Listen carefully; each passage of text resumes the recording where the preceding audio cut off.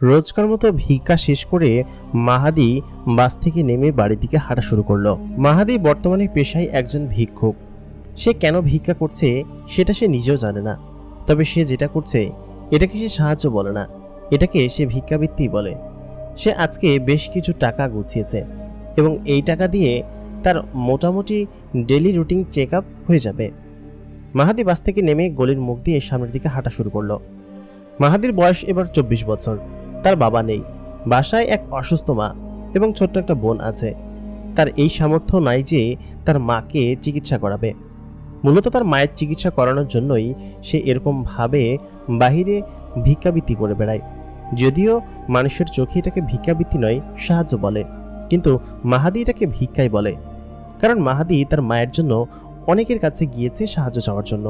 এমনকি তার চাচা, মামা, ফুফা, খালা, বোন, এমন কোনো আত্মীয় নেই যার বাসায় যায়নি তার মায়ের চিকিৎসা করানোর জন্য।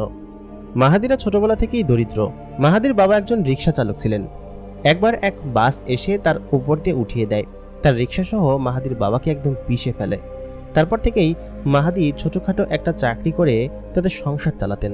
কিন্তু সমস্যা হলো তার মায়ের হঠাৎ করেই ক্যান্সার ধরা পড়ে, স্তন ক্যান্সার, এবং খুব দ্রুত অপারেশন না করলে হয়তো তা পুরো শরীরে ছড়িয়ে যেতে পারে।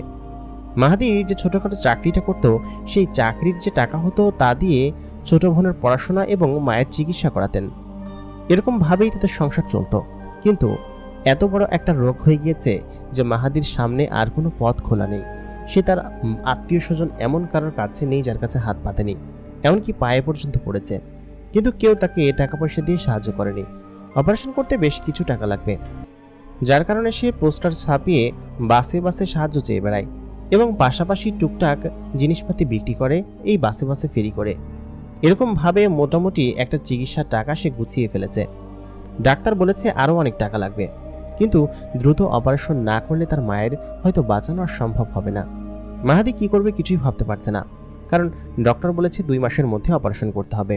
কিন্তু সে এরকম ভিক্ষা করে 50-60 হাজার টাকার মতো গুছিয়েছে বিগত 1 মাসে, আর ওই আত্মীয় স্বজনদের কাছ থেকে নিয়ে মোটামুটি 1 লাখ টাকা হবে। আর নিজেদের সেভিংস সব গুছিয়ে সর্বোচ্চ সে 2 লাখ টাকা পর্যন্ত গোছাতে পারবে। কিন্তু তার মায়ের চিকিৎসা বাবদ আরও অনেক টাকা লাগবে। সে এত টাকা কোথা থেকে গোছাবে সেটাই সে বুঝতে পারছে না। সে ভেবেছে সে যদি সকাল 7টা থেকে রাত 12টা পর্যন্ত অনেক অনর্গল এরকম ভিক্ষা করে বেড়ায়, তাহলে মনে হয় 2 মাসের মধ্যে তার মায়ের চিকিৎসার টাকা মোটামুটি এক কায়দায় গুছিয়ে যাবে আর কোনো সমস্যা হবে না। এই জন্য সে ভিক্ষার এই পেশায় নেমেছে। এগুলো চিন্তা করতে করতেই মাহাদি বাড়ির কাছে চলে আসলো। তার হাতে একটা চাউলের ব্যাগ। গলির মোড়ের দোকান থেকে বাকিতে তিনি চালগুলো নিয়ে এসেছেন। আজকে এই দোকানদার থেকে অনেক কথা শুনিয়েছে। মাহাদি কোনো কথা অগ্রাহ্য করে এখান থেকে চলে এসেছে চাল এবং বাকি সরঞ্জাম নিয়ে। মাহাদিরা শেওড়াপাড়ার একটা টিন শেড বাসায় থাকেন। টিন শেড এবং পাশে ছোট্ট একটা বিল্ডিং আছে, এবং সেই বিল্ডিংয়ের ছাদে মাহাদি মাঝে মধ্যে যান। পাশের বিল্ডিংটা এক প্রকার পরিত্যক্তই। মাঝে মধ্যে সময় পেলে নিজের দুঃখ ভোলাতে সেখানে গিয়ে বসে থাকেন। মাহাদি গিয়ে দরজা নক করার সঙ্গে সঙ্গেই তার ছোট বোন দরজা খুলে দিল। এই টিন শেড বাড়িতে অনেকেই ভাড়া থাকেন। তাদের মধ্যে একটা রুমে মাহাদি, মাহাদির মা এবং তার ছোট বোন থাকেন। তারপর সে ঘরে ঢোকার পরে বলে কি যে, ভাইয়া, মায়ের অবস্থা খুব একটা ভালো না, হাসপাতালে নিয়ে যেতে যাস কালকে, ঠিক আছে? মাহাদি খানিকটা চিন্তায় পড়ে গেল, কারণ হাসপাতালে নিতে গেলে আবার টাকা খরচ করতে হবে। আবার যদি কোনো টেস্ট দেয়, ডাক্তার যদি বলে খুব দ্রুত অপারেশন করতে হবে, তাহলে তো সমস্যা হয়ে যাবে। মাহাদি কোনো কথা চিন্তা না করে বলল, আচ্ছা ঠিক আছে, কালকে নিয়ে যাব। তা এখন কি অবস্থা তোমার মা? কেমন লাগছে তোমার? মাহাদির মা কুকিয়ে কুকিয়ে বলল, এই তো আসি বাবা, আর কি, তোদের ওপর বোঝা হয়ে আসি। মরে গেলেই হয়তো তোরা শান্তিমতো একটু থাকতে পারবি। এই কথা বলার পর মাহাদির বোন চিৎকার দিয়ে বলল, মা তুমি ফালতু কথা বলবে না তো, আমি রান্না চড়াচ্ছি, মায়া তুই গোসল করে আয়। আর টাকা কোত্থেকে জোগাইলি? মাহাদি তখন বলল, সেটা নিয়ে তোদের ভাবতে হবে না, আমি সর্বোচ্চ চেষ্টা করছি, ঠিক আছে? তারপর সে গোসল করতে চলে গেল। গোসল করে এসে টুকটাক 4টে ডাল ভাত খেয়ে সে ছাদে চলে গেল। প্রায় দিনই তার যখন খারাপ লাগে তখন সে ছাদে চলে যায়। আজকে খুব একটা ইনকাম হয়নি ভিক্ষা করে। মাহাদি ছাদে গিয়ে বসে আছে। জ্যোৎস্না রাত তখন 12:30টার বেশি হবে। সবাই ঘুমিয়ে পড়েছে। এই বিল্ডিংয়ে খুব বেশি কেউ থাকে না। গত মাসেই ভাড়াটিয়ারা চলে গিয়েছে, যার কারণে এই ছাদে উঠতে আর কোনো সমস্যা হয় না। কেন জানি এই বাড়ির ভাড়াটা খুব বেশি টেকে না, কারণ অনেক পুরাতন একটা বিল্ডিং, এবং এই বাড়ির যে মালিক আছে সেই মালিকও অনেক কঞ্জুস। এই বিল্ডিং ভেঙে এখানে একটা কমপ্লেক্স বানালেই তো হয়, কিন্তু তিনি তা করবেন না। মাহাদি ছাদে শুয়ে শুয়ে এসবই ভাবছিলেন এবং ভাবছিলেন কিভাবে মায়ের ক্যান্সারের চিকিৎসাটা করানো যায়। অপারেশনটা না হলে হয়তো তাকে আর বাঁচানো যাবে না। সে কালকে একবার তার বড় চাচার বাসায় যাবে। তার বড় চাচার অনেক বড় লোক এবং সেই সাথে কোটি কোটি টাকা রয়েছে। কালকে একবার গিয়ে দেখবে কি করা যায়। এরকম করতে করতে মাহাদি সেখানেই ঘুমিয়ে পড়ল। ফজরের আজান শুনে তার ঘুম ভাঙল। সে উঠে বাসায় চলে আসলো। বাসায় এসে সকালবেলা ভোরের আলো ফোটার সঙ্গে সঙ্গে কটা খেয়ে বেরিয়ে গেল। সে ভিক্ষা করতে করতে এক পর্যায়ে গাজীপুরের তার বড় চাচার বাসায় গেল। বিশাল বাংলো টাইপের বাড়ি। সে বাড়িতে গিয়ে তার বড় চাচার জন্য অপেক্ষা করলেন সারাটা দিন, কারণ তার চাচা নাকি বাড়িতে নেই, অফিসের কাজে কোথায় গিয়েছে, আসবে সন্ধ্যায়। এখন যদি সে এখান থেকে বেরিয়ে যায় তাহলে তার চাচাকে আর পাবে না, কারণ এমনিতেও তাদের সঙ্গে তার চাচা দেখা করতে চান না। তারপর মাহাদি সন্ধ্যা পর্যন্ত বসে থাকলেন সেখানেই। একটু গ্রামের সাইডে বাসাটা, কারণ তার চাচা নাকি শহর থেকে একটু গ্রামের সাইডে থাকতেই পছন্দ করেন। মাহাদি সেখান থেকে 8টা পর্যন্ত বসে থেকে চলে আসবে, ঠিক তখনই তার বড় চাচার গাড়িটা ভেতরে প্রবেশ করলেন। মাহাদি তার চাচাকে রিকোয়েস্ট করলেন যেন তাকে কিছু টাকা দিয়ে সাহায্য করে, কারণ আগামীকালকে ডাক্তারের কাছে আবার যেতে হবে, কারণ তার কাছে অপারেশনের টাকা নেই। সে অনেক কাকুতি বিনতি করলো যে চাচাজি, আপনি আমাকে কিছু টাকা দিয়ে দিন, আমি একটু একটু করে সব শোধ করে দেব, আমার মায়ের চিকিৎসার ব্যবস্থাটা করে দিন আপনি। তারপর তার চাচা বলল কি যে এখন ব্যবসা বাণিজ্যের অবস্থা মন্দা, এখন টাকা পয়সা দেওয়া যাবে না। তাই বলে মাহাদির হাতে 1000 টাকার একটা নোট দিয়ে বললেন, তুই এটা নিয়ে যা, এটা দেওয়া লাগবে না। মাহাদি তার চাচার দিকে তাকিয়ে থাকলো। বিশাল আলিশান বাড়িতে তার চাচাজি ঘরের ভিতরে ঢুকে গেলেন। এটা নাকি তার আপন চাচা। মাহাদির ভাবতে অবাক হয়। তারপর সে সেই 1000 টাকার নোটটা নিয়ে বেরিয়ে গেলেন। কিছু করার নেই, এখন এই 1000 টাকাই অনেক টাকা। এই টাকা নিয়ে সে আগামীকালকে মাকে ডাক্তারের কাছে নিয়ে যাবেন। মাহাদি রাস্তা দিয়ে হাঁটছে, তখন রাত প্রায় 10টা সাড়ে 10টা হবে। মাহাদির প্রচণ্ড পরিমাণ ক্ষুধা লেগেছে। সে একটু সামনে আসতেই একটা দোকান দেখতে পেল, সেখানে গরম গরম পুরি ভাজছে। সে 5-6টা পুরি নিয়ে হাঁটতে হাঁটতে খেতে খেতে রাস্তার মাথায় আসতে শুরু করলো। জায়গাটা বেশ খানিকটা বিরান এবং এরকম একটা জায়গায় সে কিভাবে পৌঁছে গেল কিছুই বুঝতে পারছে না। মনে হয় রাস্তা ভুল করে অন্যদিকে চলে এসেছে। এদিকটা অনেকটা শহর থেকে আলাদা। মাহাদি হাঁটতে হাঁটতে মাঠের কাছে বিরাট এক বট গাছের মতো জায়গা দেখতে সেখানে চলে আসলো। জায়গাটা দেখে মনে হচ্ছে মাঠ এবং বিশাল এক ধানের জমি, এবং যেদিকে তাকায় শুধুমাত্র ধানের জমি। মাহাদি কিছু বুঝতে পারছে না, সে পথ ভুল করে নিশ্চয়ই এদিকে চলে এসেছে। যাই হোক, প্রচণ্ড পরিমাণ ক্ষুধা লাগার কারণে সে সেই বট গাছটার নিচে বসে পুরিগুলো বের করে খেতে লাগলো। সে যখন কামড় দিতেই যাবে ঠিক তখনই সেখানে একজন ঘোমটা পড়া লোক এসে বলল কি যে, আমাকে কি একটু খাবার দিবেন, আমার খুব ক্ষুধা লেগেছে। একথা বলার পর মাহাদি তার ঠোঙাটা এগিয়ে দিলেন। ঠোঙার ভিতরে এখনও 4-5টা পুরি রাখা আছে। মাহাদি সেই পুরিগুলো তাকে দিয়ে দিল এবং তার হাতে থাকা সেই একটা পুরি সে কামড়ে খেতে লাগলো। খানিকক্ষণ বাদে, মানে তারও আগে, সেই জিনিসটা মানে সেই লোকটা সেই পুরিগুলোকে খেয়ে ফেললো। মাহাদি কিছুই বুঝতে পারলো না এত দ্রুত সে খেলো কিভাবে। খাওয়ার পরে সে মাহাদিকে ধন্যবাদ দিল, বলল কি যে, আপনাকে অনেক ধন্যবাদ, আমি অনেক ক্ষুধার্ত ছিলাম, আপনি আমাকে খাবার খাইয়েছেন। সামনে যে লোকটা ছিল সেটা মেয়ে নাকি ছেলে মাহাদি বুঝতে পারলো না। মাহাদির সেদিকে ভ্রুক্ষেপ নেই। ঘোমটা দেওয়া সেই লোকটা চলে যেতে যাবে, ঠিক তখনই মাহাদি পেছন থেকে ডেকে বলল, আচ্ছা মেন রাস্তায় কিভাবে যাব? আমি আসলে হারিয়ে গিয়েছি, চিনতে পারছি না। এই এলাকায় খুব কম আসা হয়তো, আর রাত্রেবেলা, যার কারণে রাস্তা ভুল করে ফেলেছি। তখন সেই লোকটা বলল, আমার পিছু পিছু আসুন। মাহাদি সেই লোকটার পিছু পিছু হাঁটতে শুরু করলেন। লোকটার কণ্ঠ শুনে মনে হচ্ছে সে একটা মেয়ে মানুষ, কারণ হচ্ছে অনেকটা পুরুষের মতো মোটা কণ্ঠ, কিন্তু মেয়ে মানুষের মতোই মনে হচ্ছে, এবং ওই লোকটার গা দিয়ে একটা সুঘ্রাণ বের হচ্ছে। মাহাদি কিছুই বুঝতে পারছে না যে লোকটা কে, আর এরকম সুঘ্রাণওয়ালা পারফিউম নিয়ে এই রাস্তায় সে এরকম ক্ষুধার্ত অবস্থায়। তাকে দেখে তো ভিক্ষুক মনে হচ্ছে, তারই বরাবরের একজন, সেও ভিক্ষা করে বেড়ায়, তবে ভদ্র বেশে। খানিক্ষণ বাদে মাহাদি দেখলো সে মেন রাস্তার কাছে চলে এসেছে। মাহাদি সামনের দিকে তাকিয়ে দেখলো সেই লোকটা সামনে নেই। কি আশ্চর্য ব্যাপার, একটু আগেই না তাকে এখানে দেখলো। মাহাদি কিছুই বুঝতে পারছে না। যাই হোক, তার আর বোঝারও দরকার নেই। সে বাসে উঠে তার সেই ভিক্ষাবৃত্তি শুরু করলো। তার পোস্টারগুলো সকলকে দিতে লাগলো। সবাই দেখে কিছু দান করলো, কেউ দান করলো না। এরকম করতে করতে সে তার বাসায় শেওড়াপাড়ায় আসলো। প্রায় 12:30-1টার কাছাকাছি বেজে গেল, কারণ ওইখান থেকে আসতে একটু জ্যামে পড়তে হয়। সে 1:30 বাজে বাসায় ঢুকলো। তার বোন বলল, কি রে ভাইয়া, এত দেরি হলো কিসের জন্য? আজকে না তোর মাকে নিয়ে হাসপাতালে যাওয়ার কথা ছিল। মাহাদি তখন বলল, বড় চাচার বাসায় গেছিলাম কয়টা টাকা চাইতে, এই যে 1000 টাকার এই নোটটা দিছে। আমি বললাম কি যে টাকা সব শোধ করে দিব, কিন্তু তখনই মা চিৎকার দিয়ে বললেন কি যে তোর কতবার বলছি তোর কোনো আত্মীয় স্বজনের কাছে যাওয়ার দরকার নাই, আমার চিকিৎসা করানোর দরকার নাই, আমি তো এমনিতে আর কয়দিন বাঁচবো, তোদের উপর শুধু শুধু বোঝা হয়ে আছি। মাহাদি রেগে গিয়ে বললেন, মা তুমি চুপ করো তো। তারপর মাহাদি গোসল করতে চলে গেল। গোসল করে এসে খাওয়া দাওয়া শেষ করে আবার সে ছাদে চলে গেল, কারণ তার আর কিছুই ভালো লাগছে না। হঠাৎ করে মাহাদির নাকে সেই ঘ্রাণটা আবার আসতে লাগলো। মাহাদি পেছন ফিরে তাকিয়ে দেখলো পেছনে সেই লোকটা দাঁড়িয়ে আছে, যার সঙ্গে কিনা সে বটগাছের তলায় কথা বলেছিল এবং তাকে তার সমস্ত পুরিগুলো দিয়ে দিয়েছিল। মাহাদি পেছন দিকে ফিরে সে দেখে অবাক হয়ে গেল, কারণ সেই ঘোমটার আড়ালে একটা মেয়ে মানুষ রয়েছে। মাহাদি ঠিকই আন্দাজ করেছিল সে যাকে খাবার দিয়েছে এবং যার সঙ্গে কথা বলেছে সে একটা মেয়ে, এবং তার গায়ে সাদা গাউনের মতো একটা জিনিস পরা। মাহাদির কাছে মেয়েটা আসলো, এসে বলল কি যে আপনাকে অনেক বিচলিত দেখা যাচ্ছে, কি হয়েছে আমাকে বলুন। মাহাদি বলল কি যে আপনি শুনে কি করবেন, এমনিতেই মন মেজাজ দিনকাল কোনো কিছুই ভালো যাচ্ছে না। মেয়েটা তখন বলল, আমি আপনার সমস্যার সমাধান করতে পারবো, আপনি আমাকে বলেই দেখুন না, আপনি আমাকে যে উপকার করেছেন সেই উপকারের প্রতিদান হিসেবে আমি আপনাকে কিছু দিতে চাই, আপনার মন খারাপ কেন?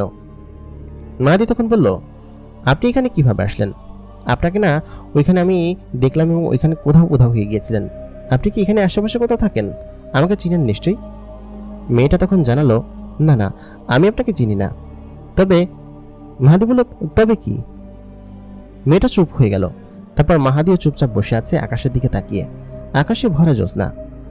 হঠাৎ করে মাহাদির খেয়াল হতে লাগলো, কি ব্যাপার, একটা মেয়ে সেইখানে কিভাবে আসলো? আসলেই তো সে যদি এখানেও থাকেও, কিন্তু তখন মাহাদি মেয়েটার চোখের দিকে ঠিকঠাকভাবে তাকালো, চেহারার দিকে দেখে তাকে বড়লোক ঘরের মেয়ে মনে হলো এবং খুবই সুন্দরী দেখতে। জ্যোৎস্নার আলো দেখে তাকে অদ্ভুত সুন্দর লাগছে।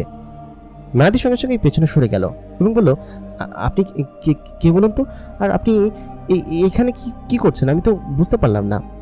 মেয়েটা তখন জানালো, আপনি ওইখানে বটগাছের নিচে বসেছিলেন কেন? মাহাদি তখন জানালো, এমনিতেই রাস্তা ভুল করে, আপনাকে তো বলেছি আমি, কিন্তু আপনি কি আপনার পরিচয়টা আমাকে কিন্তু দেননি। মেয়েটা তখন জানালো, আমি হচ্ছি পরিস্থানের রাজকন্যা, আমি ওদিক দিয়ে যাচ্ছিলাম, আপনার হাতে লোভনীয় একটা খাবার দেখে আপনার খাবারটা খেতে ইচ্ছে হচ্ছিল, যার কারণে আমি আপনার কাছে চেয়ে সেটা খেলাম। সাধারণত মানুষজনেরা খাবার টাবার দিয়ে থাকে না, যদি কোনো ফকির মিসকিন দেখে তাহলে তাদের খাবার শেয়ার করতে চায় না, কিন্তু আপনি ক্ষুধার্ত থাকা অবস্থায় কি সুন্দরভাবে খাবারগুলো দিয়ে দিলেন।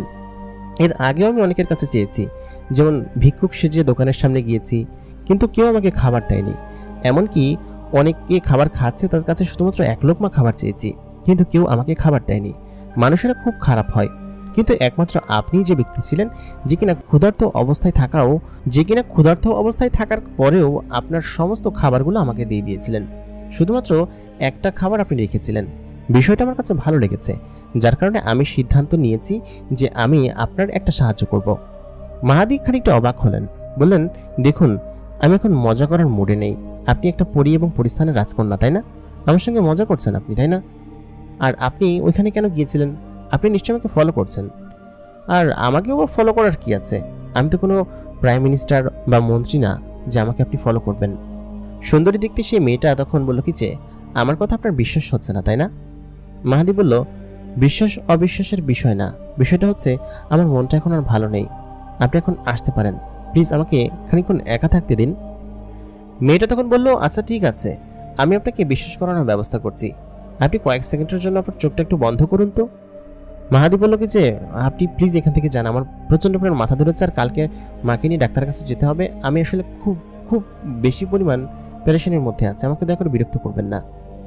মেয়েটা তখন জানালো, এত সুন্দরী একটা মেয়ে আপনার সামনে বসে আছে আর আপনি এরকম ভাবে ভাও খাচ্ছেন, বিষয়টা কি ঠিক হচ্ছে?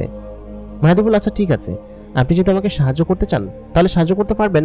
আমার মায়ের ক্যান্সার হয়েছে, তার চিকিৎসার জন্য অনেক টাকা প্রয়োজন, ডাক্তার বলেছে চিকিৎসা 1-1.5 মাসের মধ্যেই করতে হবে, তার আগে করতে পারলে ভালো, না হলে আমার মা মারা যাবে। আপনি কি করতে পারবেন আমার মায়ের চিকিৎসা? মেয়েটার মুখ থা হয়ে গেল এবং সে বলল কি যে, আমি চেষ্টা করে দেখতে পারি। তবে মাহাদি তখন বলল, তবে কি? আপনি তো একটা পরী, আপনি কি চাইলেই আমাকে 4-5 লাখ টাকা ম্যানেজ করে দিতে পারবেন? অবশ্যই পারবেন না, আর আপনি অবশ্যই আমার মায়ের চিকিৎসাও করাতে পারবেন না, সেহেতু আপনি উপকার করবেন এই হ্যানত্যান এসব কথা বললেন না। আপনি কি সত্যি করে বলুন। মেয়েটা তখন বলল, আমি খুবই দুঃখিত যে আপনার মায়ের এই অবস্থা হয়েছে, তবে সত্যি কথা, আমি সত্যি কথা বলছি। যদি বিশ্বাস না হয় আপনি একবার চোখটা বন্ধ করে দেখুন। মাহাদি বলল, আচ্ছা ঠিক আছে, যে চোখ বন্ধ করেছি, এবার কি হলো? তারপর বলল, আপনি চোখটা খুলুন তো এবার। মাহাদির সঙ্গে সঙ্গে চোখটা খুলে ফেললো এবং চোখ খোলার পরে সে দেখলো সে যেখানে বসে আছে সে সেখানে নেই। সে একটা বিশাল উপত্যকার মধ্যে ঘাসের উপর শুয়ে আছে। মানে এতক্ষণ যেখানে বসে এবং শুয়েছিল জায়গাটা সম্পূর্ণরূপে পরিবর্তন হয়ে গিয়েছে। চারিপাশে ছোট্ট ছোট্ট ফুলের গাছ এবং সেই ফুলগুলো ফুটে আছে এবং সেই ফুলগুলো থেকে সুঘ্রাণ আসছে। এতক্ষণে এই মেয়েটার গা থেকে যে সুঘ্রাণ আসছিল সেই ফুল থেকে আরও এরকম বেশি সুঘ্রাণ আসছে। মাহাদি অবাক হয়ে গেল, কি ব্যাপার, এটা কোন জায়গা? মাহাদি সঙ্গে সঙ্গেই ওইখান থেকে সরে বসলো এবং বলল, তাহলে আপনি সত্যি কথা বলেছেন, আপনি একটা পরী? আমার আসলে বিশ্বাস হচ্ছে না। মাহাদির এই কথা শুনে পরীটা খানিকটা কিলকিল করে হেসে দিল এবং প্রচণ্ড শব্দ করে হাসছে। মাহাদি বলল, কি যে আপনি কি আমার সঙ্গে মজা করছেন নাকি? আমি না হয় প্রথম বিশ্বাস করিনি, কিন্তু মানে এটা আমার সত্যি সত্যি এখনো বিশ্বাস হচ্ছে না যে আমি একটা পরীর সঙ্গে বসে আছি। পরী মেয়েটা মাহাদির থেকে 4-5 হাত দূরে দাঁড়িয়ে আছে এবং বলল যে আপনি তো আমার কথাই বিশ্বাস করতে চাচ্ছিলেন না, আমি যে একটা পরী সেটা বিশ্বাস হয়েছে। মাহাদি তখন বলল, আচ্ছা আপনি কোনো ব্ল্যাক ম্যাজিক ট্যাজিক জানেন না তো? আমাকে মুহূর্তের মধ্যেই ব্ল্যাক ম্যাজিক করিয়ে কোনো হ্যালোসিনেশনের মধ্যে নিয়ে এসেছেন, এমন কোনো কিছু করেননি তো? মাহাদির এই কথা শুনে পরী মেয়েটা আবার হেসে দিল, বলল, কি যে আমাকে দেখে কি আপনার এটাই মনে হচ্ছে যে আমি ব্ল্যাক ম্যাজিক করে নিয়ে এসেছি আপনাকে? এটা হচ্ছে আমাদের অঞ্চল, আমাদের এরিয়া, আমরা এখানেই থাকি। এইখান থেকে খানিকটা দূরেই আমার ঘর এবং সেখানেই আমি থাকি। আমার বাবাকে বলিয়ে আমি এরকম একটা শুনশান জায়গায় এরকম চমৎকার একটা ঘর বানিয়েছি। মাঝে মধ্যে পৃথিবীতে যাই, আমার বাবা কিন্তু সেসব কিছু জানে না, কারণ আমাদের পৃথিবীতে মানুষের দুনিয়ায় যাওয়া নিষেধ আছে, কারণ মানুষেরা অনেক খারাপ হয় সেটা আমার বাবা বলেছেন। এমনকি আমি সেটা টেস্ট করার জন্য অনেক মানুষের সঙ্গে মিশেছিও, ফকিরের বেশে, দরিদ্রের বেশে, তারপর মানুষের বেশে ঘুরেছি, কিন্তু বেশিরভাগ মানুষেরাই খারাপ হয়। আমি সর্বপ্রথম যখন তোমাদের মানুষের দুনিয়ায় গিয়েছিলাম, একটা মেয়ে এসেছে, তুমি এখন আমাকে যে রূপে দেখছো সে রূপে যাওয়ার পরে ওইখানে রাত্রেবেলা কিছু পুরুষ মানুষ আমাকে জোর জবস্তি করে খারাপ কাজ করার চেষ্টা করেছিল, কিন্তু আমি তো একটা পরী, আমি সেখান থেকে চলে এসেছিলাম। তখন বুঝতে পারলাম যে বাবা যা বলে ঠিক কথাই বলেন, মেয়ে মানুষ রাত্রেবেলা সেফ না, এবং অনেক মেয়ে আছে যারা কিনা রাত্রেবেলা এরকমভাবে ওরকম আক্রোশের শিকার হয়। আমি সেদিনের পর বুঝতে পেরেছিলাম। তারপর একদিন খাবারের দোকানে গিয়ে খাবার চাইলাম, একটা খাবার দেখে খুব লোভ হচ্ছিল। আমি বললাম, আমার কাছে টাকা নেই, আপনি কি আমাকে কিছু খাবার দিবেন? সেই লোকটা না করে দিল, এমনকি যারা ওখানে বসে খাচ্ছিল তারাও না করে দিল। আমি ইচ্ছে করেই ফকিরের বেশি সেখানে গিয়েছিলাম যে মানুষের সাথে এরা কেমন ব্যবহার করে, এবং তারা এরকম ব্যবহার করেছিল। এর পরের বার এই যে আপনি এখানে বসে খাবার খাচ্ছিলেন, মাত্রই সব বের করেছেন। আমি ওই গাছের মগডালে বসেছিলাম এবং বসে প্রকৃতি দেখছিলাম, আমার দেখতে খুবই ভালো লাগে। সন্ধ্যা হওয়ার পরে, মানে 9টা-10টা বাজার পরে চাঁদ যখন মাথার কাছাকাছি আসে তখন আমি বের হই, অনেক ভালো লাগে। অবশ্যই সব কথা কিন্তু আমার বাবা জানে না, আপনি কিন্তু আমার বাবার সঙ্গে দেখা করলে সব কিন্তু কিচ্ছু বলবেন না, ঠিক আছে? মাহাদি তখন বলল, আপনার বাবা তো এমনিতেই টের পেয়ে যাবে। পরীটা তখন বলল, কিভাবে টের পাবে? আমি যদি না বলি তাহলে কিভাবে টের পাবে, আর আপনি যদি না বলেন? তখন মাহাদি বলল, আপনি যদি আমাকে আপনার বাবার সঙ্গে পরিচয় করান তাহলে তিনি জিজ্ঞেস করবেন মানুষকে কোথা থেকে নিয়ে এসেছেন, তখন তো অবশ্যই বলতে হবে যে তুমি মানুষের দুনিয়ায় গিয়েছিলে। পরিমেয়টা তখন বলল, এ রে, তাই তো, আমি তো ভেবে দেখিনি। মাহাদি তখন বলল, তারপর কি হলো? আপনি মগডালে বসেছিলেন কিসের জন্য? পরিমেয়টা তখন জানালো, আসলে এখানে আমার বসে থাকতে খুব ভালো লাগে, যার কারণে আমি ওইখানে বসে চারিদিকে দেখছিলাম। হঠাৎ করে দেখলাম আপনি এসে ওখানে খাবার বের করেছেন এবং খাবারটা থেকে খুব চমৎকার ঘ্রাণ আসছিল, যেটা খেতে আমার ইচ্ছে হচ্ছিল। তারপর আপনার কাছে গেলাম ফকিরের বেশে যে আপনি আমাকে খাবারগুলো দেন কিনা। তারপর দেখলাম আপনি আপনার সমস্ত খাবারগুলো আমাকে দিয়ে দিলেন। প্রথমবারের মতো এমন কোনো মানুষ দেখলাম যে কিনা তার সমস্ত খাবার, আমি শুধুমাত্র এটা বলার কারণে যে আমি অনেক ক্ষুধার্ত, আমাকে কি খাবারগুলো দেওয়া যায়, আপনি দিয়ে দিলেন। এই জন্যই আপনাকে আমার ভালো লেগেছে, যার কারণে আমি আপনাকে ফলো করতে করতে আপনার বাসা পর্যন্ত চলে এসেছি, এবং বাসায় এসে দেখলাম যে আপনার বাসার অবস্থা খুবই খারাপ এবং আপনার মায়ের যে ক্যান্সার হয়েছে সেটা আমি জানতাম না। এরকম রোগ আমাদের এখানেও আছে, অনেক জিন আছে এরকম মরণ ব্যাধি রোগে মারা যায়। তবে আপনার মাকে আমরা ঠিক করতে পারবো। মানুষের ক্যান্সার এবং জিনেদের ক্যান্সার এর জাতীয় রোগ এক রকমের হয় না। আমি চাইলে আপনার মাকে ঠিক করতে পারবো। আমাদের এখানে যে বৈদ্য এবং মনি ঋষি আছে তারা এগুলো ঠিক করতে পারবে। সঙ্গে সঙ্গেই মাহাদির চোখ চকচক করে উঠল। বলল কি যে, সত্যি পারবেন? আপনি আমার মাকে ঠিক করে দিতে সত্যি পারবেন? পরি মেয়েটা বলল, পারবো, তবে এমনি এমনি কিন্তু হবে না। কিন্তু তখন মাহাদি বলল, কেন এমনি এমনি হবে না? কিসের জন্য? আমি যে আপনাকে পুরি খাওয়ালাম, সেটার বিনিময়ে আপনি আমার মাকে সুস্থ করে দিবেন?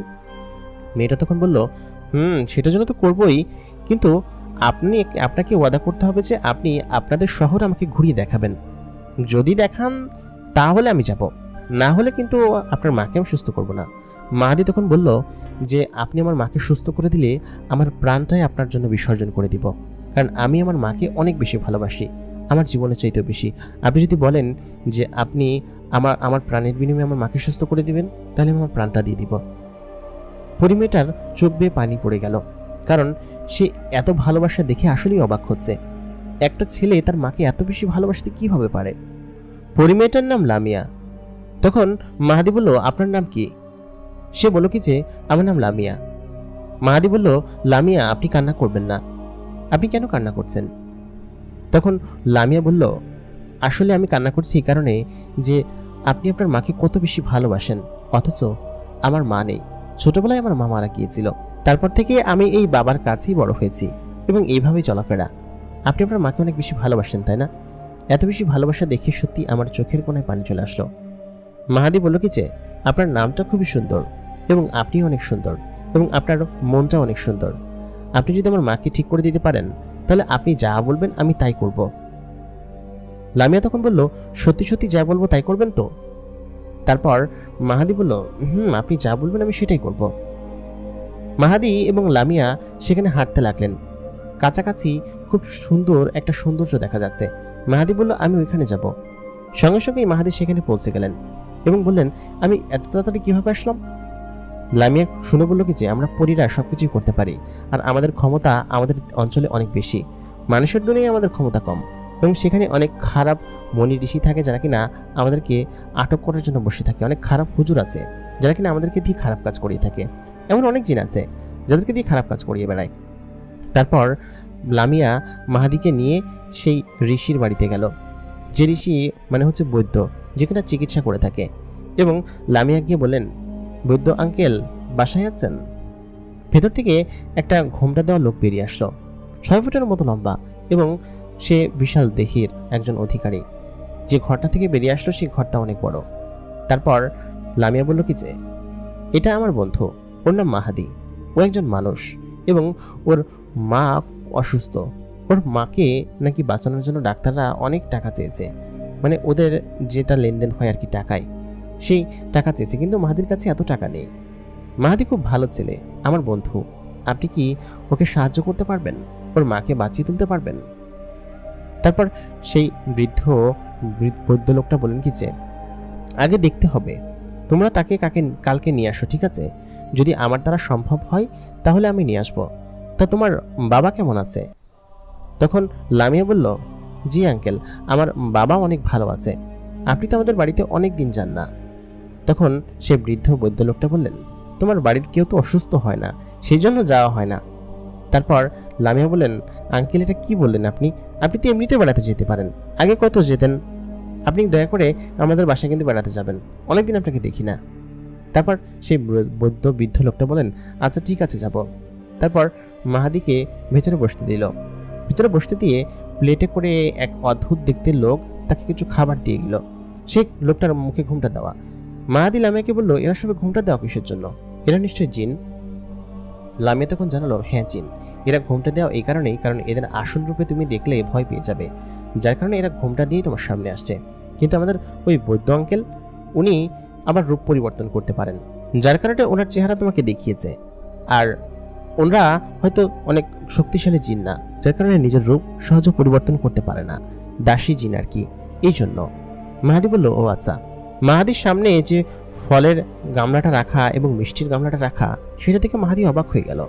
তারপর লামিয়াকে বললো, এত মিষ্টি কেন দিয়ে গিয়েছে? লামিয়া তখন জানালো, আমরা তো এত মিষ্টিই খাই। দেখতে দেখতে লামিয়া কয়েকটা মিষ্টি নিয়ে সাবার করে দিল। তারপর বলল, তোমাদের মিষ্টি থেকে আমাদের মিষ্টি অনেক সুস্বাদু হয়, একটু খেয়ে দেখো, অনেক ভালো লাগবে। মাহাদি এক টুকরো মিষ্টি নিয়ে গালে দিতেই যেন মনে হলো তার মুখের ভিতর অমৃত দিয়েছে। মাহাদির সাথে কি ঘটছে সে কিছুই বুঝতে পারছে না। এটা স্বপ্ন নাকি বাস্তব তার মাথা কিছুই ঢুকছে না। সে স্বপ্ন নাকি বাস্তব এটা চেক করার জন্য তার হাতে একটা চিমটি কাটলো, কিন্তু না, এটা আসলেই বাস্তব এবং তার আসলে বিশ্বাস করতে কষ্ট হচ্ছে। সে চুপচাপ বসে এগুলো ভাবছিল। লামিয়া তখন বলল, কি ব্যাপার, কি ভাবছো? তারপর মাহাদি বলল, আসলে আমার বিশ্বাস করতে কষ্ট হচ্ছে যে আমি জিনের দুনিয়ায় আছি এবং তোমার সঙ্গে আছি এবং তোমার মতো একজন ভালো পরী আমার একটা খুব ভালো বন্ধু হয়ে গিয়েছে, যে কিনা আমার মাকে সুস্থ করে তুলবেন। আমি এটা ভেবেই খুশি হচ্ছি যে তোমরা আমার মাকে সুস্থ করে তুলবে। দুঃখিত, আমি তুমি করে বলে ফেললাম। লামিয়া তখন জানালো, আরে না না, তুমি করে বলার সমস্যা নেই, আর আমিও তোমাকে তুমি করে বলি, ঠিক আছে? মাহাদি তখন বলল, আপনি চাইলে বলতে পারেন, সমস্যা নেই, কিন্তু আসলে ভুলে বলে ফেলেছি। লামিয়া তখন বলল, আচ্ছা ঠিক আছে, তুমি যখন ভালো ফিল করবা, কমফোর্ট মনে হবে, তখন তুমি করে বললো, ঠিক আছে? কিন্তু আমি তোমাকে তুমি করে বলতে পারি তো? মাহাদি তখন বলল, হ্যাঁ ঠিক আছে। তারপর মাহাদি মিষ্টিগুলো খেয়ে বলল কি যে আসলেই খুব সুন্দর মিষ্টি, আমি কি কয়েকটা আমার মায়ের জন্য নিয়ে যেতে পারি? লামিয়া তখন বলল, আরে হ্যাঁ, আমি এখনই দিয়ে দিতে বলছি। তারপর ভেতর থেকে এক লোক এসে মাহাদির হাতে একটা ঠোঙার মতো কিছু একটা দিল। সে ঠোঙাটা দেখতে অদ্ভুত, কাগজেরও মনে হচ্ছে না, আবার পলিথিনেরও মনে হচ্ছে না। মাহাদি সেটাকে নিয়ে সেই উপত্যকায় আবার চলে আসলো লামিয়ার সঙ্গে। লামিয়াকে সে ধন্যবাদ দিল, বললো কি যে এত কিছু করার জন্য ধন্যবাদ, কালকে আমার মাকে নিয়ে এখানে আসবো, ঠিক আছে? লামিয়া তখন হেসে বলল, আসলেই তুমি অনেক বোকা মাহাদি, তুমি একা কিভাবে আসবে আমি না নিয়ে আসলে? এটা জিনের দুনিয়া, আমি না আনলে তোমরা আনতে পারবে না। আর কিছু সংখ্যক জিনেদেরই এই ক্ষমতা থাকে যে অনুমতি ছাড়াও মানুষকে এখানে আনা যায়, তাদের মধ্যে আমি একজন। আমার বাবা তো এখানে সর্দার, কেউ কিছু বলবে না। লামিয়ার এই কথা শুনে মাহাদি এখানে একটা লজ্জা পেল, বলল কি যে আসলে ভুলে গিয়েছিলাম। আচ্ছা ঠিক আছে, তাহলে আপনি যদি সময় পান তাহলে আমার মাকে গিয়ে নিয়ে আসেন, ঠিক আছে? আমাকে এখন যেতে হবে। তারপর লামিয়া বলল কি যে ঠিক আছে, চোখ বন্ধ করো মাহাদি। লামিয়া এবং দুজনেই মাহাদি চোখ বন্ধ করে ফেলল। তারপর খানিকক্ষণ বাদে মাহাদি দেখতে পেল সে তার ঘরের ছাদে দাঁড়িয়ে আছে এবং আশেপাশে কোথাও লামিয়া নেই। সে লামিয়া লামিয়া করে চিৎকার করতে লাগলো, কিন্তু পরিমেয়টা সেখান থেকে চলে গিয়েছে এবং মাহাদিকে বলেছে যে সে সঠিক সময়ে আসবে। তারপর মাহাদি সিঁড়ি বেয়ে নিচে চলে গেল। ততক্ষণে অনেকটা ভোরের আলো ফুটে উঠেছে, চারিদিকে ফজরের আজানের ধ্বনি শোনা যাচ্ছে। মাহাদিরা জানে যে জিনেরা দিনের বেলা বিচরণ করে না, যার কারণে হয়তো সে চলে গিয়েছে আর আসেনি। তারপর মাহাদি সেই টোকরাটা নিয়ে নিচে নেমে আসলো।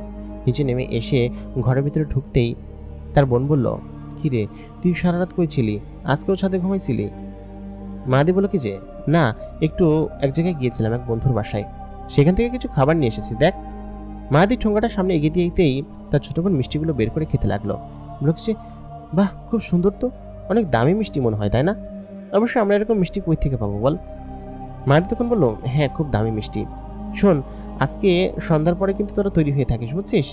আমরা এক বৈদ্যর কাছে যাব দেখাতে, উনি খুব ভালো বৈদ্য এবং খুব দ্রুত চিকিৎসা করিয়ে দিবেন, আমার মা সুস্থ হয়ে যাবে, ঠিক আছে? তারপর মাহাদির বোন বলল, বৈদ্যটা দেখায় কাজ হবে না রে ভাই, মাকে অপারেশনই করতে হবে, কারণ তার বুকের যে কি ব্যথা হয় সেটা তো আমি জানি, তাই না? আমি তো দেখিয়ে দিতে দেখিস না। মাহাদি খানিকটা লজ্জিত হয়ে বলল, আরে চুপ থাকতো, আগে দেখিয়ে আসি তো, এখানে তো আমাদের টাকা পয়সা দিতে হচ্ছে না, তাই না? দেখতে দেখতে দিন পেরিয়ে গেল।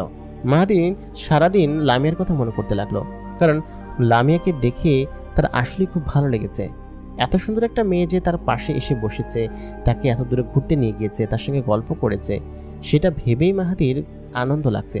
কারণ মাহাদি তার জীবনে দুই একটা প্রেম করেছে, তাও খুব সুন্দরী কোনো মেয়ে না, আর যারা প্রেম করেছে তারাও তাদের লেভেলেরই। কিন্তু এখন তার একটা পরী তার সঙ্গে এসেছে এবং তার সঙ্গে দেখা করেছে। মাহাদি ভয় ভয়ে আছে, আমি আমার মাকে সুস্থ করতে পারলেই হলো, আর কিছু লাগবে না। তারপর মাহাদি বলল কি যে এসব আমি কি ভাবছি, মেয়েটা তো আমাকে সাহায্য করার জন্য এসেছে, আমি তাকে সাহায্য করেছিলাম বলে সেও আমাকে সাহায্য করার জন্য এসেছে, আমাকে এত কিছু ভাবলে চলবে না। মাহাদি যে প্রথম দেখাই মেয়েটাকে পছন্দ করে ফেলেছে সেটা সে বুঝতে পারছে না এবং নিজেও স্বীকার করছে না। আর সে তো কোনো মেয়ে না, সে হচ্ছে একটা পরী এবং জিনের সর্দারের মেয়ে। সে যদি তাকে প্রপোজও করে, ধরো এসব কি ভাবছে। খানিক্ষণ বাদে মাহাদির ছোট বোন এসে বলল, ভাইয়া তুই নাকি এশার নামাজের পরে কোথায় যাবি? মাহাদি তখন বলল, একটু পরে আমাদেরকে একজন নিতে আসবে, তারপর আমরা তার সঙ্গে করে যাব, ঠিক আছে? এটা বলতে বলতেই দরজায় টোকা পড়ল। একজন লোক বাইরে দাঁড়িয়ে আছে। মাহাদি বলল, আমাকে লামিয়া পাঠিয়েছে আপনাদেরকে নিয়ে যাওয়ার জন্য। মাহাদি বলল, ঠিক আছে, আমরা কিভাবে যাব? তখন সেই লোকটা বলল কি যে, বাইরে আপনাদের জন্য গাড়ি অপেক্ষা করছে, আপনারা গাড়িতে উঠে বসুন। মাহাদির মা, মাহাদির ছোট বোন এবং মাহাদি তিনজনে বাইরে গিয়ে দেখলো অদ্ভুত দেখতে এক ধরনের বাহন বাইরে দাঁড়া করা, 3 চাকার, এবং সেটাতে যে চাকা আছে সে চাকাগুলো অদ্ভুত। সেই লোকটা সামনের ড্রাইভিং সিটে বসলেন এবং ভিতরে ঢোকার সঙ্গে সঙ্গে বাইরের সবকিছু দেখা বন্ধ হয়ে গেল, মানে বাইরের কোনো কিছুই দেখা যাচ্ছে না। খানিকক্ষণ বাদে সে গাড়িটা এসে এক জায়গায় থামলো। গাড়ি যে খুব বেশিক্ষণ চলেছে এমন না, সর্বোচ্চ 2 থেকে 2.5 মিনিট হবে। মাহাদি বাইরে তাকিয়ে দেখলো সে সেখানে চলে এসেছে, সেই বুদ্ধের ঘরের বাহিরে। সেখানে লামিয়া দাঁড়িয়ে আছে। মাহাদির ছোট বোন বেরিয়ে বলল কি যে, এটা কোথায় ভাইয়া? তারপর সে বলল কি যে, এটা কোথায় সেটা তোকে ভাবতে হবে না, মাকে বের করে ভিতরে নিয়ে যা। তারপর তার মাকে বের করে সে ভিতরে নিয়ে গেল। বৈদ্যমশাই তার মাকে দেখলেন, দেখে বললেন কি যে, এ খুব জটিল রোগ না, এ রোগের চিকিৎসা আমাদের কাছে আছে এবং খুব দ্রুত এটা সারিয়ে তুলতে পারবো আমরা। খুবই নিম্নমানের রোগ, মানুষের এরকম রোগ দেখেছি এবং এরকম রোগে অনেক মানুষ মরতেও দেখেছি। আমার কাছে এর আগে এরকম 2-1টা রোগী এসেছিল, তাদেরকে সুস্থ করে পাঠিয়ে দিয়েছি, আপনারা একদমই চিন্তা করবেন না। মাহাদির মায়ের মুখে যেন এক ধরনের আলোর আভা ফুলে উঠল। মাহাদির বোন অনেক খুশি। খানিকক্ষণ বাদে সে বৈদ্য বললেন কি যে, আপনাদেরকে যে এখানে একদিন থাকতে হবে, থেকে চিকিৎসা করতে হবে, একদিনের মধ্যে ঠিক হয়ে যাবে, আপনারা চিন্তা করবেন না, এবং বাড়িতে গিয়ে কিছুদিন ওষুধ খেলে তারপর একদম ঠিক হয়ে যাবে।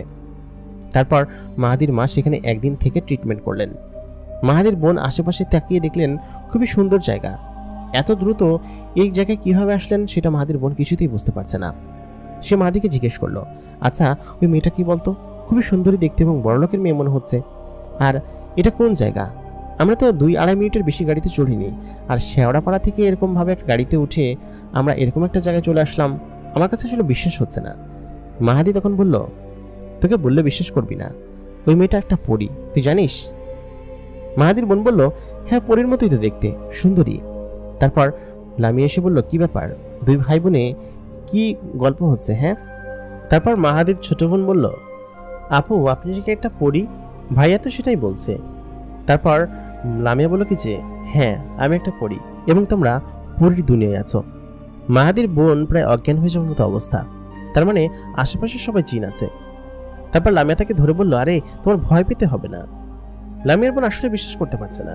তারপর লামিয়ার বোন বলল, আপু আপনি কি সত্যি সত্যি পরী? আপনাকে দেখতে একদম পরীর মতোই, অনেক সুন্দরী আপনি। তারপর লামিয়া বলল, হ্যাঁ আমি একটা পরী এবং তোমরা পরীর দেশে আছো, আমাদের দেশে। তোমার মা সুস্থ হয়ে যাবে, চিন্তা করো না, আমি মাহাদিকে ওয়াদা করেছি যে তোমার মাকে সুস্থ করে তুলব। তারপর মাহাদি এবং মাহাদির বোন দুজনে চলে গেলেন ঘরের মধ্যে। লামিয়াকে একজন লোক এসে ডেকে নিয়ে গেল। মাহাদিকে যাওয়ার সময় বলল কি যে, আমি কিছুক্ষণের মধ্যেই ফিরে আসবো, তোমরা এখানে থেকো, ঠিক আছে? মাহাদির মায়ের চিকিৎসা প্রায় হয়ে এসেছে, একদিন তারা এখানে থেকে ফেলেছে এবং আজকে তারপর যাওয়ার দিন। সে বৃদ্ধ লোকটা বলেন কি যে, আপনাকে আমি কয়েকটা জড়িবুটি দিব, এই কয়েকটা জড়িবুটি আপনারা শুধুমাত্র 1 সপ্তাহ খাবেন।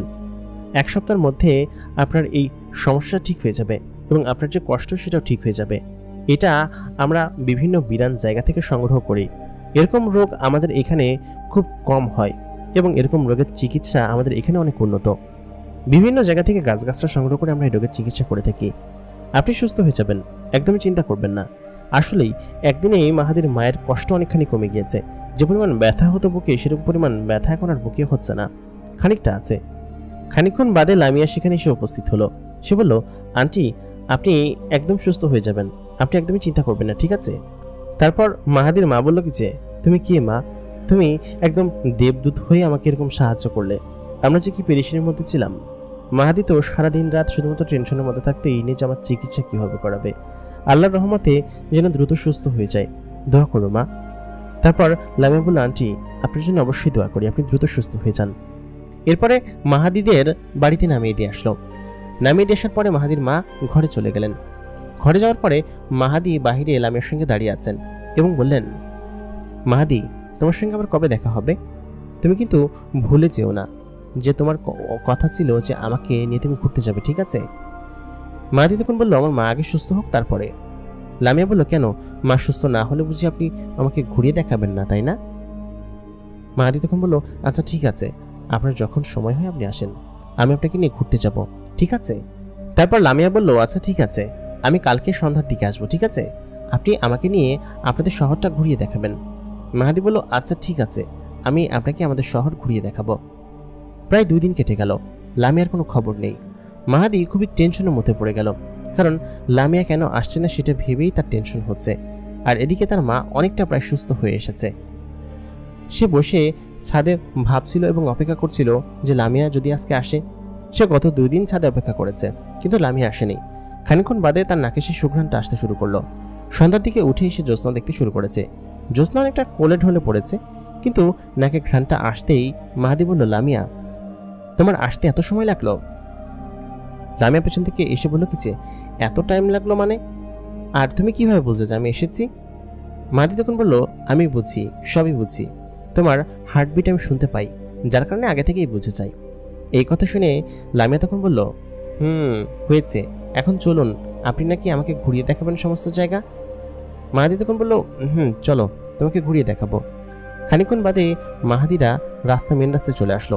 মেন রাস্তায় এসে বলল, কি যে কোথায় যাবেন বলেন? মাহাদি এই কথা শুনে লামিয়া বলল, আপনি যেখানে নিয়ে যাবেন আমি সেখানেই যাব। তারপর মাহাদি বলল, আপনি আপনি করছেন কেন? লামিয়া বলল, কি যে আপনি আপনি আপনি করছেন সেজন্য আমিও করছি। তারপর মাহাদি বলল, আচ্ছা ঠিক আছে, আমি তুমি করে বলছি, তুমিও তুমি করে বলো, ঠিক আছে? লামিয়া বলল, আচ্ছা ঠিক আছে, তোমার পছন্দের একটা জায়গায় ঘুরতে নিয়ে চলো। তারপর বাসে উঠলো তারা দুজন।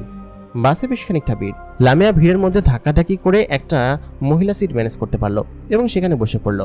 লামিয়া মাহাদির দিকে তাকিয়ে আছে। তারা যখন দাঁড়িয়েছিল কিছুক্ষণের জন্য, ততক্ষণ মাহাদি লামিয়াকে সেভ করার চেষ্টা করেছে, কারণ যখন নামছিল কিছু পুরুষ মানুষ আছে লামিয়াকে ধাক্কা দেওয়ার চেষ্টা করছিল। তার হাত থেকেই লামিয়াকে সে বাঁচানোর চেষ্টা করছিল। ইভেন যখন সিটেও বসলো তখনই তাকে বাঁচানোর চেষ্টা করছিল। লামিয়া শুধুমাত্র তার এসব গুণাবলীগুলো দেখছিল। কি ভালো একটা ছেলে! লামিয়া তার এসব গুণ দেখে আসলে অবাক হচ্ছিল। অনেকটা পথ পেরোনোর পরে লামিয়ার পাশের সিটটা খালি হলো। তারপর লামিয়া সেখান থেকে উঠে মাহাদির সঙ্গে বসে পড়ল এবং তারা দুজন একই সিটে বসে আছে। মাহাদি সমস্ত কিছু ঘুরিয়ে ঘুরিয়ে দেখাচ্ছে যে এখানটা এমন, ওইখানটা এমন, এখানে মানুষরা এরকম করে, ওইখানে এরকম করে ঘোরাফেরা করে। খানিকক্ষণ বাদে তারা নামলো কারণ বাজারের একটু পরে এবং সেখান থেকে একটা রিক্সা নিয়ে সোজা এফডিসির সামনে দিয়ে যেতে শুরু করলো। লামিয়া প্রথমবারের মতো রিক্সায় চড়েছে। সে বলল, কি যে রিক্সা চড়তে এত ভালো লাগে, আসলে বাহনটা খুবই সুন্দর। সে দেখাচ্ছে যে এটা এফডিসি, এখানে এরকম এরকম ফিল্মের শুটিং হয়, এটা রেল ক্রসিং, আমরা এইসব বাহনে চলাফেরা করি, এরকম লামিয়াকে দেখাতে লাগলো। লামিয়া সবকিছু মনোযোগ দিয়ে দেখছে আর মাহাদির দিকে তাকিয়ে আছে। খানিকক্ষণ বাদে তারা হাতির ঝিলের সেই কাছাকাছি চলে আসলো। তারপর লামিয়া এবং মাহাদি দুজনে হাতির ঝিলের ভেতরে ঢুকে গেল। তারা হাঁটতে শুরু করলো। হাঁটার পাশাপাশি তার হাতে হাত লাগছিল। লামিয়ার খুবই ভালো লাগছিল বিষয়টা। সে একটা পরী হলেও কেন জানি সে একটু একটু করে মাহাদির প্রেমে পড়ে যাচ্ছে এবং কেন যেন মাহাদিকে তাকে খুব বেশি ভালো লাগছে। সে মাহাদির সমস্ত কথা খুব মনোযোগ দিয়ে শোনে এবং কেন যেন সমস্ত কিছু তার ভালো লাগে। মাহাদি যদি একটু এদিকেও তাকায় তার জন্য কেন জানি তার ভালো লাগে। সেই শুরুর দিন থেকেই মাহাদির সমস্ত চরিত্রিক ব্যবহার এবং তার গুণাবলী দেখে সে তার প্রতি ইমপ্রেসড হয়ে যাচ্ছে। মাহাদি সমস্ত কিছু ঘুরিয়ে দেখালো। খানিকক্ষণ বাদে একটা অদ্ভুত দেখতে খাবারের দোকানে তারা দাঁড়ালো। বলল, কি যে এটা হচ্ছে ফুচকা, মেয়ে মানুষের সব থেকে প্রিয় খাবারের মধ্যে একটি। প্রিয় খাবার বলতে ফুচকা হলে মেয়ে মানুষের আর কিছু লাগে না। তুমিও তো একটা মেয়ে, সেটা জিন হও আর যাই হোক, তুমি চাইলে ফুচকা খেতে পারো, খাবে ফুচকা? লামিয়া তখন বলল, তুমি যদি আমাকে খাইয়ে দাও তাহলে খাইতে পারি। কি দিবে? মাহাদি বলল, কি যে আর কি করার, দিতে তো হবেই, তুমি এখানে বসো, ঠিক আছে? তারপর মাহাদি এবং লামিয়া সেখানে বসলো। খানিকক্ষণ বাদে ফুচকা আসলো। মাহাদি একটা একটা করে লামিয়ার গালে ফুচকাগুলো ভরে দিতে লাগলো। লামিয়া বলল, কি যে খুব ভালো তো আসলেই, তবে একটু বেশি ঝাল মনে হচ্ছে। মাহাদি তখন বলল, একটা খাও না, কিছুক্ষণ পরে দেখবে এই জিনিসই তোমার মুখের মধ্যে লেগে থাকবে। খাওয়ার পর কিন্তু পানি খাওয়া যাবে না, ঠিক আছে? সবগুলো ফুচকা একে একে শেষ করলো। মাহাদিও দু একটা খেলো। খাওয়ার পরে ঠিক তাই হলো যেমনটা মাহাদি বলেছিল, যে খাওয়ার পরে এত বেশি টেস্টি লাগছে যে স্বাদ যেন জিভে থেকে যাচ্ছেই না। মাহাদি টাকা শোধ করে ওয়াটার বোটের কাছে গেল এবং সেখান থেকে একটা টিকিট কেটে ওয়াটার বোটে উঠে নদী পার হতে লাগলো। নদী তো না, হাতির ঝিলের খাল আর কি। মাহাদি এবং লামিয়া দুজন পাশাপাশি বসেছিল। লামিয়ার কেন যেন মাহাদির স্পর্শ খুব ভালো লাগে। এরকম দেখতে দেখতে বেশ খানিকটা সময় পেরিয়ে গেল। তারপর প্রায় রাত 11:30-12টার দিকে মাহাদি বলল কি যে এবার তোমার চলে যাওয়া উচিত, ঠিক আছে? তুমি চলে যাও, হয়তো তোমার বাড়ির লোকজন তোমাকে খুঁজবে, কারণ তুমি যে এখন নিয়মিত মানুষের দুনিয়ায় আসছো, তখন খুঁজবে না? মাহাদির এই কথা শুনে লামিয়া বলল, কেন, আমাকে তাড়িয়ে দিতে পারলে বুঝি তোমার খুব ভালো হয়, তাই না? মাহাদি তখন বলল, না ঠিক তেমনটা না। আচ্ছা ঠিক আছে, তুমি থাকো, তুমি এখানে বসো, আমি আসছি। মাহাদি এবং লামিয়া ছাদে দাঁড়িয়েছিল। তারপর লামিয়া বলল, না না, আজকে আমি চলে যাই, রাত্রে তোমার ঘুম নষ্ট করা ঠিক হবে না। গত 2-3 দিন তো তোমাকে কম জ্বালালাম না, আমি আবার কালকে আসবো, ঠিক আছে? কালকে কিন্তু অন্য জায়গায় যাবো। মাহাদি বলল, আচ্ছা ঠিক আছে।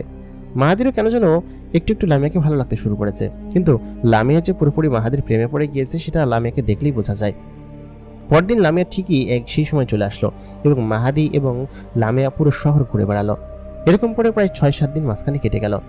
7 দিনের মাথায় লামিয়া মাহাদিকে বলল কি যে তোমার মাকে একটু রুটিন চেক আপের জন্য নিয়ে যাও ডাক্তারের কাছে, নিয়ে গিয়ে দেখো যে আসলেই তোমার মায়ের ক্যান্সার ঠিক হয়েছে কিনা এবং তিনি সুস্থ হয়েছেন কিনা। মাহাদির মা গত কয়েকদিন ধরেই বলছেন যে আমি খুব সুস্থ হয়ে গেছি, আগের মতো এখন আর খারাপ লাগে না, এখন দেখ আমার চেহারা শরীর কত ভালো হয়ে গেছে। মাহাদি বলল কি, আচ্ছা ঠিক আছে, তোমাকে আজকে রুটিন চেক আপের জন্য নিয়ে যাবো। ডাক্তারের কাছে নিয়ে গেলেন এবং ডাক্তার দেখিয়ে টেস্ট করালেন। ডাক্তার তো দেখে অবাক, এটা তো সম্পূর্ণ মেডিকেল মিরাকেল। কারণ হচ্ছে মাহাদির মা সম্পূর্ণরূপে সুস্থ হয়ে গিয়েছে। 2nd স্টেজের ক্যান্সার এবং স্তন ক্যান্সার, পুরো স্তন কেটে না ফেললে এই ক্যান্সার কোনোভাবেই সারত না। কিন্তু না কাটা অবস্থায় এই বিষয়টা কিভাবে হলো ডাক্তাররাও কিছু বুঝতে পারছে না। ডাক্তারের মাথায় হাত। মাহাদি প্রচন্ড পরিমাণ খুশি হয়ে গেল এবং বলল কি যে আপনাকে অসংখ্য ধন্যবাদ ডাক্তার সাহেব, আমার মা সুস্থ হয়ে গিয়েছেন। এবং সে অনেকটা উল্লাস করতে করতেই হসপিটাল থেকে বেরিয়ে আসলো এবং বাড়িতে এসে সমস্ত লোককে মিষ্টি খাওয়ালেন যে তার মা সুস্থ হয়ে গিয়েছে। মাহাদি খুব বেশি পড়ালেখা করেনি, কিন্তু তার স্মার্টনেস এবং সততা দেখলে সবাই তাকে পছন্দ করে এবং ভালোবাসে। মাহাদির এই কথা শুনে এলাকার সবাই তাকে বাহবা দিলেন যে এই ছেলেটা বিগত কয়েক মাস ধরে কি পরিমাণ লড়াই করেছে তার মায়ের চিকিৎসা করার জন্য। কয়েক মাস না, সে ছোট থেকেই তো তার বাপ মরার পরেই সংসারের হাল ধরেছে। মাহাদির মা সুস্থ হয়েছে, লামিয়া সেখানে দাঁড়িয়ে আছে। এই কয়েকদিন ধরে মাহাদি লামিয়ার সাথে অনেক ঘোরাফেরা করেছে। লামিয়ার প্রতি একটা অন্যরকম ফিলিংস তার মনে চলে এসেছে, কিন্তু সেটা খুব বেশি কারণ না, কারণ লামিয়াকে সে এটা কোনোদিনই বলতে পারবে না, কারণ লামিয়া একটা পরী, আশরাফুল মাখলুকাত না, এবং সে একটা জিনের সর্দারের সন্তান। লামিয়ার জিন বাবা কোনোভাবে যদি জানতে পারে বিষয়টা, তাহলে হয়তো তাদের ক্ষতি হবে এবং লামিয়ারও ক্ষতি হবে। সেটা ভেবেই লামিয়াকে সে বলল কি যে লামিয়া, তুমি আমার অনেক বড় উপকার করেছো, আমার একটা উপকার করার জন্য আমার কাছে এসেছিলে এবং সেটাই করেছো। এবার বলো তুমি আমার কাছে কি চাও? আমি তোমাকে বলেছিলাম যে তুমি যা চাও আমি তোমাকে তাই দিব, তুমি আমার জীবন চাইলেও আমি তোমাকে দিয়ে দিব। লামিয়া তখন বললেন, আমি তোমার জীবনই চেয়েছিলাম, তোমাকে সারা জীবনের জন্য চেয়েছিলাম, কিন্তু সেটা হয়তো সম্ভব না, আমাকে এখান থেকে যেতে হবে এবং চিরদিনের জন্য যেতে হবে। লামিয়ার চোখে তখন টলটল করছে পানি, আকাশে ভরা জ্যোৎস্না। লামিয়ার দিকে তাকিয়ে মাহাদি বলল কি যে আমি আসলে বুঝতে পারলাম না, আমার জীবন সত্যি সত্যি তুমি চাও? আমি কি তাহলে মারা যাব? লামিয়া তখন বলল, আমি সত্যি সত্যি তোমার জীবনটা চেয়েছিলাম এবং তোমাকে নিজের করে পেতে চেয়েছিলাম, কিন্তু সেটা হয়তো সম্ভব না। আমার বাবা সবকিছু জেনে গিয়েছে এবং তোমাকে মারার হুমকি দিয়েছে। সে বলেছে আমি যদি তোমার কাছ থেকে তোমার জীবন থেকে সরে না যাই, তাহলে তোমার মাকে এবং তোমাদের পরিবারের সবাইকে মেরে ফেলবে, তোমার মায়ের সে রোগ আবার ফিরিয়ে দিবে। কিন্তু আমি তেমনটা চাইনি। আমি সত্যিই মাহাদি তোমাকে অনেক ভালোবেসে ফেলেছি, কিন্তু আমার কিছু করার নেই, তোমাকে বাঁচাতে হলে আমার তোমার জীবন থেকে সরে যেতেই হবে। তাই বলে লামিয়া একটু একটু করে অন্ধকারে মিলিয়ে যেতে লাগলো। মাহাদি আসমানের দিকে তাকিয়ে বলল, না লামিয়া, আমাকে তুমি ছেড়ে যেও না, আমি তোমাকে ভালোবাসি। কিন্তু ততক্ষণে লামিয়া সেখান থেকে মিলিয়ে গিয়েছে। এমনটা যে হবে মাহাদি কোনোদিন ভাবতে পারেনি। হয়তো সে ভেবেছিল যে লামিয়াকে কোনোদিন সে ভালোবাসার কথা জানাবে না, কিন্তু লামিয়াই যে তাকে এত পরিমাণ ভালোবেসে ফেলেছে সে সেটা কোনোদিন বুঝতেও পারেনি। এমনকি লামিয়াও বুঝতে পারেনি। ভালোবাসা এমনই হয়, কিন্তু শেষে যে কেন এরকম পরিণতি হয় সেটাই আমি বুঝতে পারি না। লামিয়া চলে যাওয়ার পরে মাহাদি বেশ কিছুদিন লামিয়ার শোকে কাটিয়ে দেয়, কিন্তু লামিয়া একটা পরী সেটা তাকে বুঝতে হবে। ওদিনকের পরে লামিয়া আর কখনো মাহাদির জীবনে ফিরে আসেনি। অনেকটা বছর কেটে গিয়েছে। মাহাদি এখন পর্যন্ত লামিয়ার জন্য অপেক্ষা করে, যদি সে কখনো আসে। মাহাদির সঙ্গে লামিয়ার পরিচয় 10-12 দিনের, এবং এই 10-12 দিনে তারা একে অন্যকে এত বেশি পরিমাণ ভালোবেসে ফেলেছে যে মাহাদি বিগত 5-6 বছর ধরে লামিয়ার জন্য অপেক্ষা করছে। সে যদি ফিরে আসে এবং ফিরে এসে যদি দেখে সে বিয়ে করে ফেলেছে, তাহলে নিশ্চয়ই লামিয়া কষ্ট পাবে, তাই না? সেই শোকে এখন পর্যন্ত সে বিয়ে করেনি এবং লামিয়ার জন্য এখন পর্যন্ত অপেক্ষা করছে। প্রিয় দর্শক, আমাদের আজকের ঘটনাটি আপনাদের কাছে কেমন লাগলো কমেন্ট করে জানাতে ভুলবেন না। আপনাদের কারোর জীবনে যদি এরকম ঘটনা থাকে আমাদেরকে লিখিয়ে জানাতে পারেন। এতক্ষণ কণ্ঠে আমি ইমরান আপনাদের সঙ্গে ছিলাম এবং আপনারা দেখছেন দ্য মেগাবক্স প্রাইম। আমাদের ঘটনা এবং গল্পগুলো এত মনোযোগ দিয়ে শোনার জন্য আপনাদের সবাইকে অসংখ্য ধন্যবাদ। এই গল্পের শেষ পর্যন্ত যারা ছিলেন সকলকে অসংখ্য ধন্যবাদ জানাচ্ছি।